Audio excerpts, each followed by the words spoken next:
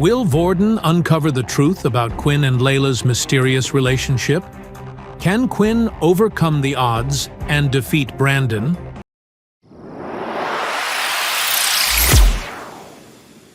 Riley tried activating his hardening skill, but Quinn's strength was still strong enough to get through and eventually caused Riley to pass out. "That's for pushing me around in the canteen." Quinn then went to his bag to pull out a test tube and held Riley's leg up, allowing the blood to slowly drip into the test tube until it filled up. Quinn then did the same with the other two students collecting blood from their open wounds. After they had finished collecting the blood, it was time for them to get out of there and leave the scene. Students who were found injured outside the school would be taken to the doctor's office. When the two of them arrived at the school, it was still 9 o'clock, so they had an hour before they needed to head to their dorm rooms. "So what do you need all the blood for? You know, if you need some blood, you can just take some of mine any time. I really don't mind." "Thanks, but I just wanted to test something out." "Inspect." Quinn had used his inspect skill on each of the containers. The first was Riley's blood. "Blood type B positive." "Here goes," Quinn said, as he popped the cork open and drank the small tube of blood. "You have regained 5 points of HP, 14 of 15 HP. B-positive blood type has been absorbed. Plus 1 point of agility has been added." Drinking the blood no longer bothered him once he found out the taste was quite sweet. All Quinn needed to do was convince himself it was some type of juice. "You have regained 1 point of HP, HP 15 of 15.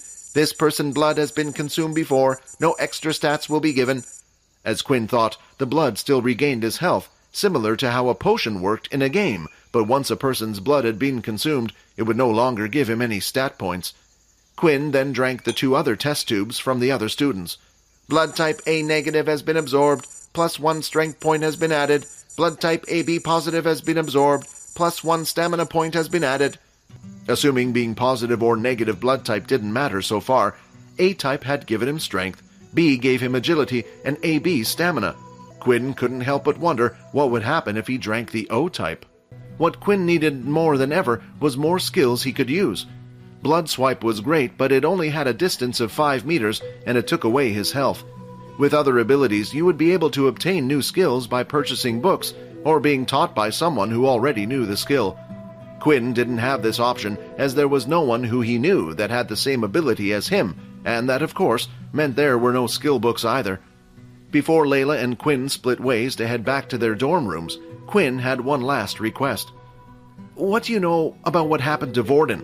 Honestly, I don't know too much, because when everything happened, I was stuck in the hospital bed because of someone. Well, do you mind finding out for me? It seems like the second years are behind this and are stopping me and Peter from getting any information." "The second years are involved in this? Well, that's not good. You're not planning to get involved, are you?" That Momo person had warned them not to disturb the system within the school. But now with this ability, he could grow stronger, without the need of help or relying on others, and he couldn't wait for the day he could punch that Momo's smug face in. "Yeah, but I need to get stronger, of course." There was one big difference between the second years and first years, and that was something called awakening. The second years had learned how to awaken their ability. This allowed the user, regardless of the power level, to get a power boost for a short period of time. Once a user had awakened, they then could also form something called their soul weapon, a powerful weapon unique to each user that was formed in the body itself. This was different from a beast weapon, as a beast weapon could be used by anyone. Quinn headed back to his dorm room where Vorden and Peter were still practicing their earth abilities. "I did it! I finally did it!" Peter held a small, round, solid lump of mud in his hand. As he moved his hands, he was able to change the shape of the mud. He turned it from a ball into a long staff, then back into a ball again. "The only problem is, as a level 1 user, you'll need to keep some type of mud on you at all times," Vorden explained. "Perhaps it's best you keep it as a round staff and carry it around with you. Then you will always have something to take with you." Vorden then grabbed the mud and started to demonstrate. He did the same thing as Peter and started to change the mud ball into different shapes. But the difference between speeds was noticeable. While Peter took a long time to form the shape he wanted, Vorden was changing the mud in seconds. "Wow, is this 'cause you're a level 5 user, Vorden?" "No, this is something you should be able to do as well. It just takes practice. When I copy someone's ability, I also copy whatever power level it is at. So everything I can do with this mud, you should be able to do as well." Vorden then turned the mud ball into a sharp dagger and placed it up against Peter's neck. See? Not so useless after all. Peter gulped as he looked down at the sword, but then realized that Vorden had already changed the ball's shape into a harmless stick and handed it back to Peter. "Oh, Quinn, you're back," Vorden said, smiling. "Did you have fun?" "Yeah, a little bit," Quinn said. "Vorden here said you got a girlfriend," Peter quickly added. "What?" Quinn said. "You know, that girl that was with us at the testing that time." Quinn started to think about what his relationship with Layla was. Layla did almost everything Quinn asked without answers. It was almost a master and servant relationship, but if Quinn said that, they would definitely get the wrong idea. "We're just acquaintances. I was talking about how she got to use her weapon and discussing what classes to take. I'm going to join the Beast Weapons class."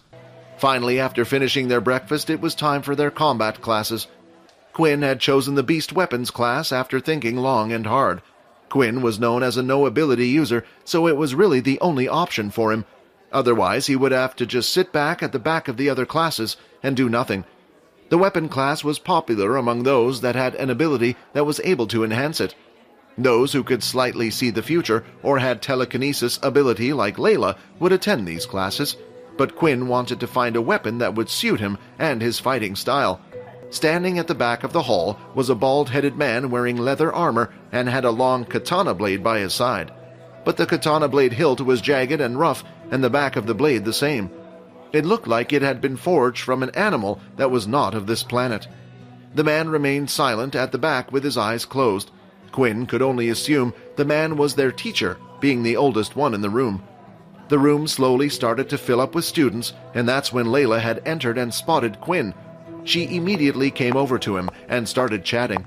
Unlike when Vorden had spoken to Quinn, the other students didn't really pay attention because Layla herself was also considered weak. "This class is a lot more popular than I thought. Yeah, I wonder what weapon I should pick." "Well, I already have mine," Layla said, pointing to her bow on her back.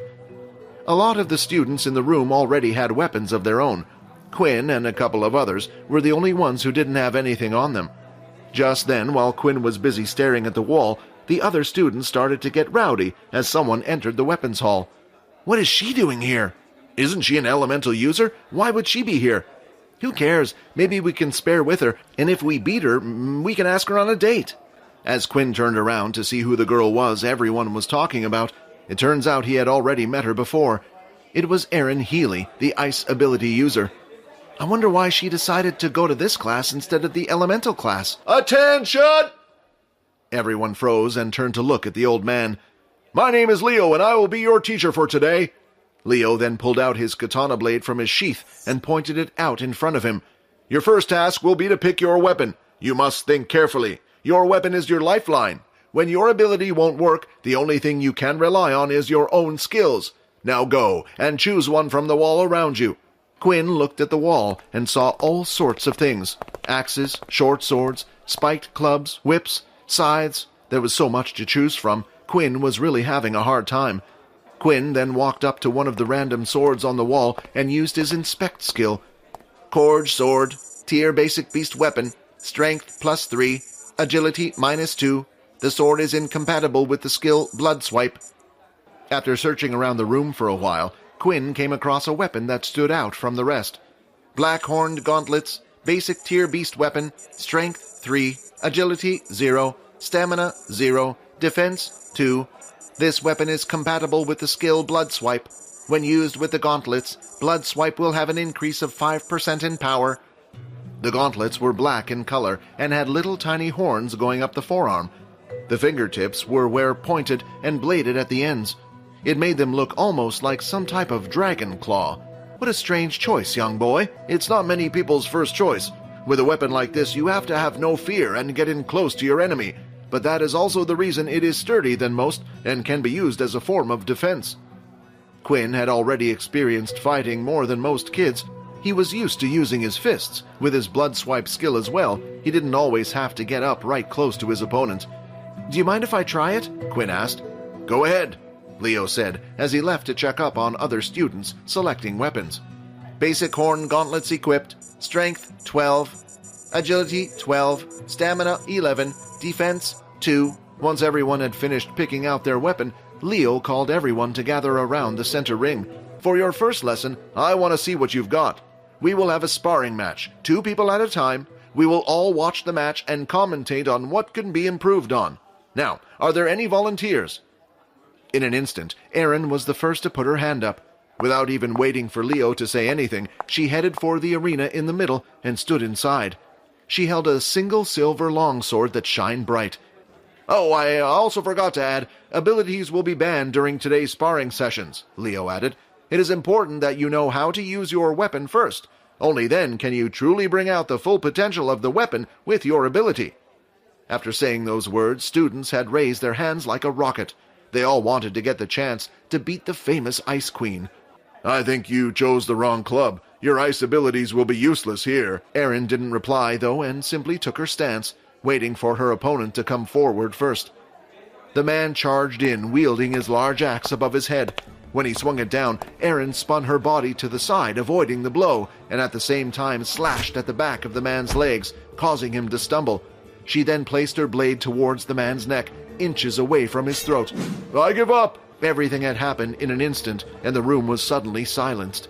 They all knew Erin was strong, but it was unexpected of her to be so skillful with the blade.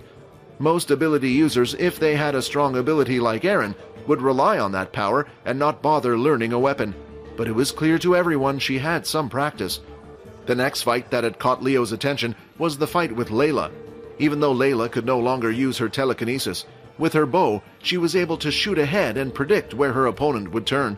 The next pair, Quinn and Brandon Richardson to the arena. Now it was Quinn's turn. With the weapons hall being indoors, Quinn was able to use his full stats and his opponent was unable to use his ability.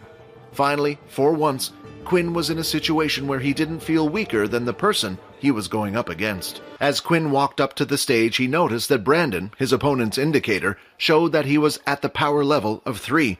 But here in the arena, where abilities weren't allowed, Quinn had a body stronger than most. His speed was faster than most. Brandon held a large spear in hand, which had great reach. The end was sharp, with a single curved blade at the end. "Opponent power level 3. Bonus EXP will be rewarded." It seemed like Quinn's day was only getting better. "Begin!" Brandon immediately charged in with his spear, while Quinn stood there and took a fighting stance with both of his hands held out in front of him. When Brandon was within striking distance, he thrust his spear forward. But to Quinn, who had 12 points in agility, it was easy for him to dodge. He avoided the spear strike and ducked down. Then, before Brandon could pull the spear back, Quinn went and grabbed the spear with his hand. "What the hell?" Brandon said as he tried pulling the spear back. "Let go!" While holding the spear with one hand, Quinn opened up his other hand and swung out his fist like a claw as hard as he could at the spear. Then, a few moments later, the spear had been sliced in half. "What the...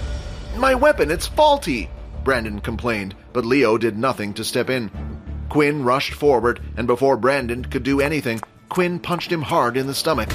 Brandon's feet lifted off the ground, and it looked like his body was about to fly away. "Inspect.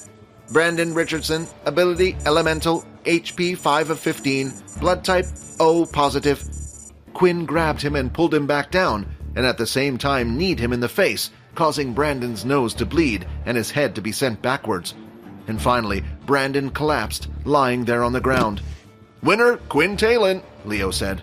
"Opponent has been defeated, 50 EXP rewarded. First time higher power level bonus, 50 EXP rewarded. 220 of 200 EXP. Congratulations, you are now level 3. 20 of 400 EXP. 1 attribute point awarded. New skill, Blood Bank, unlocked." After defeating Brandon, Quinn had received multiple messages and had even leveled up.